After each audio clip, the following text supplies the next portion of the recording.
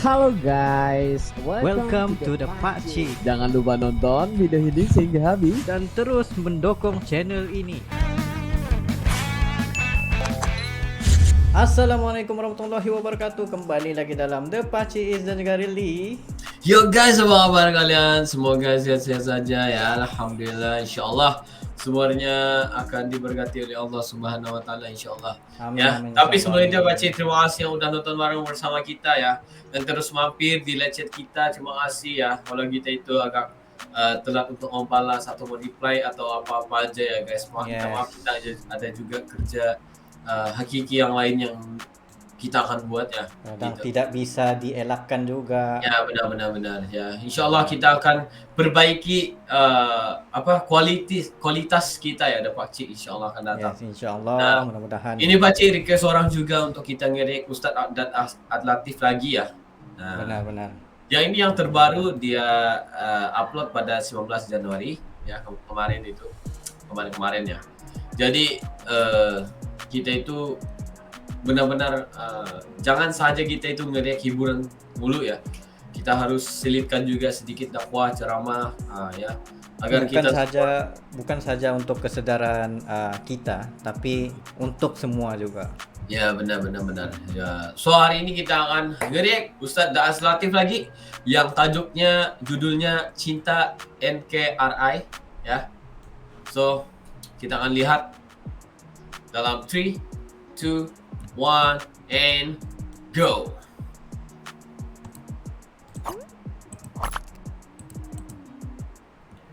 Dengan izin Allah, saya berdiri di tempat ini. Saya tidak pernah bermimpi bisa berdiri di gedung yang sangat terhormat ini. Wah, Bukan cuma terhormat dengan penuh kemuliaan.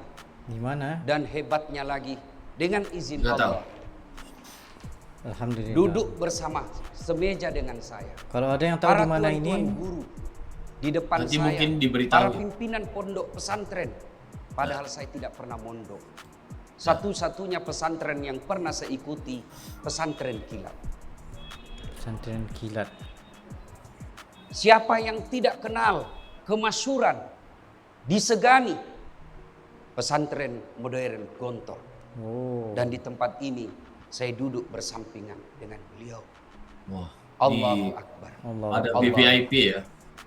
Ibu bapak saudara-saudara sekalian, kenapa saya berdiri di sini? Bukan karena saya pintar, tapi sayalah barangkali yang paling banyak followernya. Benar. Benar. Bapak mau Benar, mengaku iya. atau tidak, saya bukan ahli kitab. Tapi bapak mau akui atau tidak, boleh kita tanding. Kita buka YouTube, siapa yang paling banyak followernya. Itulah sebabnya Pak Sapruddin sponsori saya datang ke tempat ini. Iya. Mantap. Oh. Tahu adik-adik sekalian, Pak Sapruddin ini Komjen Pol. Tahu Komjen Pol, 3 bintangnya. Dihitung jari di Indonesia. Wakil Kepala Kepolisian Republik Indonesia di zamannya. Oh. Dan juga Menteri Pendayagunaan Aparatur Negara di zamannya. Alhamdulillah, begitu semua dilepas, beliau tidak ngurus siapa-siapa. Beliau menjadi pengurus Dewan Masjid Indonesia. Allahu Akbar. Wow. Poin kedua, kenapa kita harus cinta Indonesia? Saya diundang ceramah ke Jepang, tentu dengan tetap bahasa Indonesia. Begitu saya landing pukul 8 pagi, di jalanan sepi, warung-warung sepi. Saya tanya yang ngantar saya, kemana ini semua orang Jepang? Sudah berada di kantornya. Wih, hebat orang Wow, Jepang. laju dorang. Jam 8 sudah pada di kantor. Saya kagum, disiplin. Begitu saya pulang, samping saya orang Jepang. Begitu landing di Indonesia, apa dia katakan? Nyaman Indonesia. Jam 10 masih berkeliaran di warung kopi. Berarti juga di Malaysia. nyaman tidak Malaysia juga kayak gitu. tergantung sudut pandang kita. Siapa yang tidak mengakui alam raya Indonesia? Dari Sabang sampai Merauke saya ceramah. Saya yakin Indonesia paling nyaman alamnya. Orang Jepang berkata, kamu orang Indonesia, 1 baju cukup. Kami harus 4 baju. Lain baju ketika musim gugur, lain baju waktu waktu musim salju, lain baju kami waktu musim hujan. Kamu hujan, kemarau. Boleh kau pakai musim hujan, boleh kau pakai musim kemarau. Orang-orang Amerika, Eropa, Afrika, Australia datang ke Bali hanya untuk lihat apa? Lihat sawah yang bersusun-susun. Tunjukkan saya di kabupaten Indonesia yang tidak ada sawahnya. Kalian cuma keluar dari rumah, sawah sudah menghijau.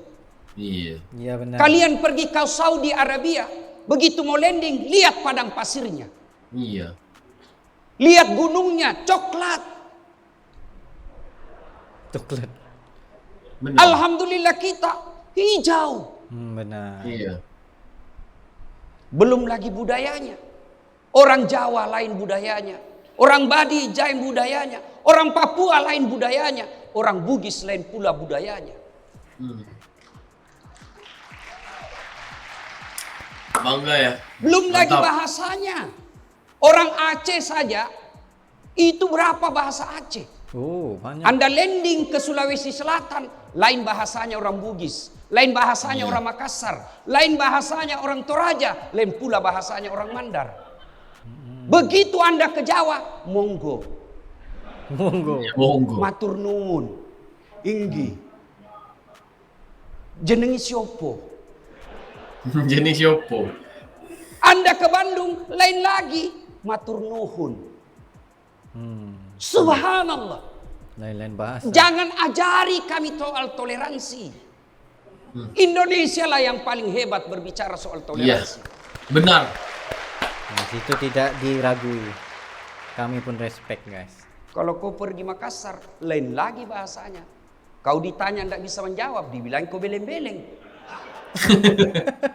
Subhanallah. Belum lagi budayanya. Budaya kita luar biasa. Mereka datang mengeluarkan uang ratusan juta hanya mau pergi lihat budaya Indonesia. Benar. Maka kita harus mencintai Indonesia. Belum lagi gadis-gadisnya. Cantiknya luar biasa. Orang Arab lihat orang Indonesia. Miami. Saya lihat orang Mesir, saya bilang bisa mati muda saya. Kenapa? Saya kecil, dia besar. Ya benar. Iya benar, besar. Masya Allah. Kita kecil. Saudaraku, adik-adikku, tidak ada alasan untuk berhenti dan bosan mencintai Indonesia. Kita hidup di bumi Indonesia, kita cari nafkah di bumi Indonesia, kita berkeluarga di bumi Indonesia, dan Sabang sampai Merauke kita boleh berdakwah. Iya. Carikan saya negara seperti Indonesia, gampangnya membentuk pesantren. Punya duit, bos, di Malaysia, kau mau bikin masjid, belum tentu kau dikasih izin sama kerajaan. Benar. Kau ke Brunei Benar. begitu juga, ke Filipina Selatan lebih-lebih lagi. Coba kamu ke Indonesia, ada duitmu, jadi masjidmu. Bangun ini, bebaskan tanah, Subhanallah, selesai bagusnya. 1 tahun. No, bagusnya guys. Cari negara yang paling gampang membuat pesantren dan sekolah-sekolah agama, sekolah Yes. tahfiz seperti di Indonesia. Maka kita cintai Indonesia dengan cara kita masing-masing. Saya sadar-sadarnya negara dan pemerintah kita belum melayani kita dengan sebaik-baiknya. Tapi tidak boleh menjadi alasan untuk memaki-maki bangsa kita sendiri. Benar. Oh. Mantap. Iya kan? Disuruh jadi anggota dewan, malah setelah dipilih bukan menjadi wakil rakyat, menjadi wakil partai.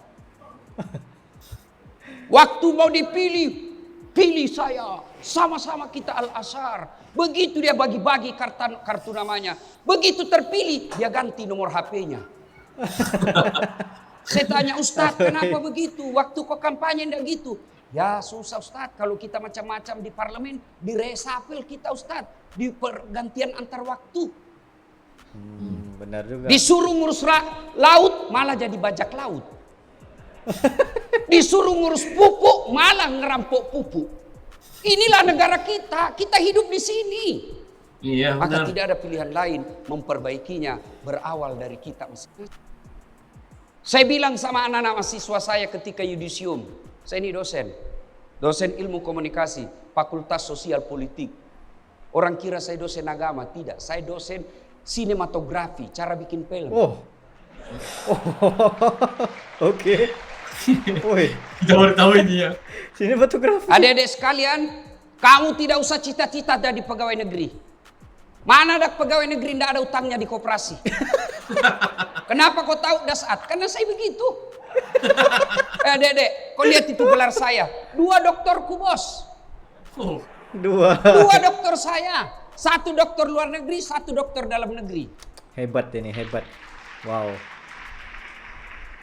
Pangkat saya kalau di kantor wali kota sudah bisa kepala dinas. Tapi adik tahu enggak berapa gaji saya dari negara? Tidak cukup 4 juta. Begitulah penghargaan negara terhadap otak doktor. Benar.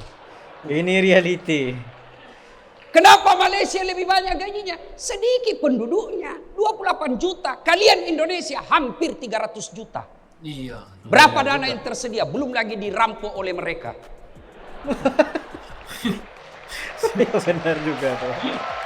Aduh, ini dirampok guys. Tapi tidak menjadi alasan buat saya untuk berhenti mencintai negara saya. Saya hidup di sini, maka saya sampaikan adik mahasiswa, kau tidak usah cita-cita jadi pegawai negeri. Mau memperbaiki negaramu tidak bisa kau cari jalan, tidak bisa kau memaki-maki dari mimbar, kau masuk parlemen. Oh. Kau pulang negaramu jadi anggota DPR. Masa 5 tahun kau tidak bisa dapat suara 1.500 orang? 1.500 orang kau dapat suara, kau sudah bisa menjadi anggota DPR tingkat kabupaten. Sudah dari tingkat kabupaten kau dapat 2.000 suara terbanyak, bisa kau jadi ketua partai. 5 tahun kau ketua partai, tahun depan 5 tahun berikutnya kau menjadi wakil bupati. Bupati, sudah kau jadi bupati, amalkan ilmu dari Al-Azhar. Wow. Kau Ya, cuma ini teriak-teriak di jalan Allahu Akbar sambil kau melempar. Dari mana kau belajar Allahu Akbar melempar? Ayo, cintai negaramu, kembali kalian jadi kau pejabat. Jadi pedagang-pedagang yang mengangkat harkat dan martabat Islam. Jadi kau jenderal seperti Pak Saprudin. Tapi benar. Tuh, ya adik-adik sekalian, tidak ada alasan untuk berhenti mencintai Republik Indonesia. Karena waktu yang terbatas. Ini ada air. Kalian semua nanti anggaplah ini air yang kau bawa pulang ke Indonesia. Tapi untuk memasarkannya tidak gampang. Banyak sainganmu air di Indonesia. Maka perlu strategi. Apa strateginya? Al-Quran mengajarkan ilmu. Tidak ada strategi paling tepat kecuali ilmu. Adik-adik, ayat pertama turun apa? Iqra. Bukan perintah sholat, bukan perintah haji, bukan perintah zakat. Iqra, baca. Apa yang kau baca? Baca tentang menjual ini. Baca tentang memasarkan ini. Kalian adalah pemasaran. Dan ketika berbicara pemasaran, tidak ada ilmu yang harus Anda kuasai. Yang utama dan pertama, ilmu komunikasi. Wow. Benar. Dakwah itu komunikasi. Ya. Mengajar itu komunikasi. Mengajar itu komunikasi. Dan tidak ada contohmu sebaik-baik contoh. Bukan Dasat Latif, bukan yang ada di depan itu. Siapa? Muhammad Sallallahu Alaihi Wasallam. Adik-adik tahu kan? Tidak usah saya ajari kamu. Kau lebih pintar semua dari saya.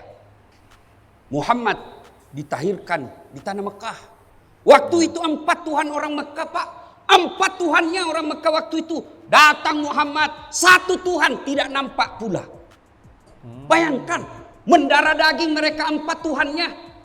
Lalu datang Muhammad, hanya 1 Tuhan, tidak kelihatan pula. Tidak masuk di akal mereka.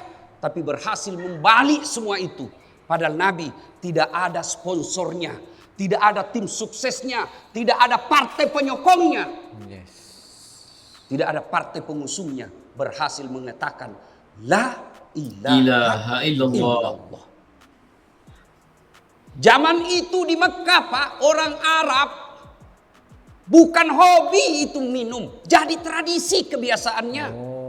Perempuan dihina, tidak ada harkat dan martabatnya. Datang Muhammad sallallahu alaihi wasallam mengatakan, perempuan tiangnya negara dan berhasil. Tidak pernah kita dapat ada sponsor biayanya. 10 triliun habis duit. Tidak. Bagaimana beliau berdakwah? Dengan ilmu. Harus tahu ilmunya. Maaf, berbagi ilmu komunikasi. Dalam menyampaikan sebuah kalimat, sebuah ajakan, sebuah dakwah, ada 3 hal yang ingin kita ubah. Yang pertama kognitif, dari tidak tahu menjadi tahu. Oh ini air, betul air Indonesia, betul ada air Indonesia, tapi ini lain rasanya. Kau yakinkan itu dengan ilmu apa? Persuasif. Bisa dia minum ini kalau kepalanya, kalau jenderal yang bilang sama Pak Jenderal Sab kasih tahu waktu itu beliau wakil kepala kepolisian, dia bilang sama Kapolresnya minum, pasti dia minum. Biar dia bilang ini air tapi isinya kopi, tetap iya Pak, air ini Pak, air ini Pak. Tapi kenapa? Karena kursif, dipaksa. Kalau kau tidak mau minum, saya kasih pindah kau. Tapi bukan begitu dakwah. Iya benar. Persuasif, yakinkan. Untuk meyakinkan itu harus punya argumen. Yang kedua harus punya fakta. Yang ketiga harus kita tahu. Oh ini statistik data-datanya. Wow. Tuh, Harus berikutnya punya ilmu. mengubah yang kedua. Komunikasi ya, communication skill. Pertama kognitif, yang kedua efektif. Ya, afektif maksud saya. Apa itu sikap? Pengetahuan. Yang pertama pengetahuan, yang kedua sikap. Saya setuju dengan tidak setuju, dan yang ketiga konatif, pengaruh perubahan perilaku kita. Adik-adik sekalian, yang kedua, contoh yang kedua. Mohon maaf panitia, saya saya dorong sedikit. Saya sendiri, ketika saya dorong ini meja, saya sendiri ya, saya dorong ini meja. Pasti artistiknya tidak cantik kelihatan. Dia tidak lurus. Dia bengkok. Saya coba lagi dorong lagi dari sini. Bengkok lagi. Tapi ketika saya dorong dari tengah, satu kali saya dorong, dia bisa lurus. Anda ekstrim kiri, bengkok. Anda ekstrim kanan, bengkok. Yang baik seimbang di tengah-tengah. Itulah Islam yang disampaikan Pak Kiai. belum. Oke, kita berjamaah. Itu tadi kalau saya sendiri. Kita berjamaah. Ada Muhammadiyah, ada NU, ada Wahda Islamiyah dan lain-lain. Meskipun dia banyak, kalau dorongnya di sini semua pasti bengkok. Kalau dorongnya di sana semua juga pasti bengkok. Di tengah mubasir tenaga. Maka mari kita dorong sama-sama. Ada dari sini, ada dari sini, ada dari sini, sini, sini. Itulah yang disebut kita berbagi tugas. Ada dakwah yang khusus memperbaiki akidah umat. Saya situ. Karena kalau kita semua sama-sama akidah umat, terabaikan akhlak. Maka kita bagi tugas. Nah, ada ustadz yang khusus menjaga akidah. Ada ustadz yang khusus mengkritisi pemerintah. Ada khusus memperbaiki ekonomi. Ada khusus yang selalu berbicara poligami. Ada atlatif. Ada keseimbangan di dalam penyampaian ya. Aduh. Lucu. Berikutnya, adik-adik sekalian. Yang paling penting strategi ke depan, penguasaan media. Penguasaan media. 2006 awal saya mulai dikenal dakwah. Itu pun karena saya mengganti penceramah. Mulai dikenal. Saya waktu itu belum punya akun. Keliling-keliling. Tapi yang ceramah undang saya hanya komunitas Bugis. Paling banyak Kalimantan Timur, Kalimantan Utara. Sebagian Malaysia, Sabah, Sarawak. Hanya dari situ. Habis waktu. Nah, adik-adik sekalian, waktu itu saya berdakwah tanpa media, tanpa akun, tanpa medsos, terbatas yang mendengar saya. Datanglah Ustadz Abdul Somad waktu itu ke Makassar. Saya ingat saya di penghujung akhir 2017. Kameramennya orang Bugis. Orang Bugis kan kemana-mana saya ketemu Pak. Saya ke ceramah, Sabah Sarawak banyak orang Bugis. Saya pergi ke Singapura, Bugis Street. Saya pergi Kalimantan Biduk-Biduk banyak orang Bugis. Saya pergi Sumatera, Tanjung Jabung Timur banyak orang Bugis. Begitu saya sampai ke penjara banyak juga orang Bugis. Di sini juga ternyata banyak juga orang Bugis. Nah, ketika itu saya tidak populer secara nasional. Akhirnya saya bikin akun media sosial. Alhamdulillah.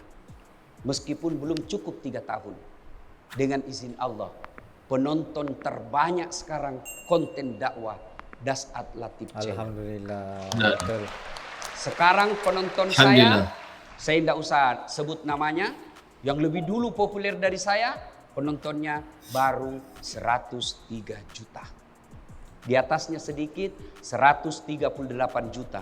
Paling atas 193 juta Dasat Latif. Benar. Kenapa? Karena saya mengamalkan yang saya sampaikan tadi. Wow. Jangan suka menghina, jangan memaki, jangan menghina, jangan menyakiti, apalagi menyebarkan berita kebencian karena tidak pernah diajarkan oleh Rasulullah Muhammad sallallahu alaihi wasallam. Demikian fastabikul khairat. Assalamualaikum warahmatullahi wabarakatuh. Insyaallah. Allahu Akbar. Menyedarkan kita juga lah, banyak poin-poin yang diberikan, terutamanya yang tadi ada 3 poin utama bila menyampaikan dakwah itu tentang Pasti ada komunikasi, ilmu efektif, dan juga sebenarnya tadi yang ujung sekali itu adalah 3 itu adalah toleransi lah, ya. Yes, Yang mana kena ada keseimbangan di dalam berkomunikasi juga. Gitu. Wah, ini satu ceramah yang sangat menusuk di hati sebenarnya ya. Yes. Dan Karena caranya untuk melahirkan rasa cinta akan negara itu sangat luar biasa, guys.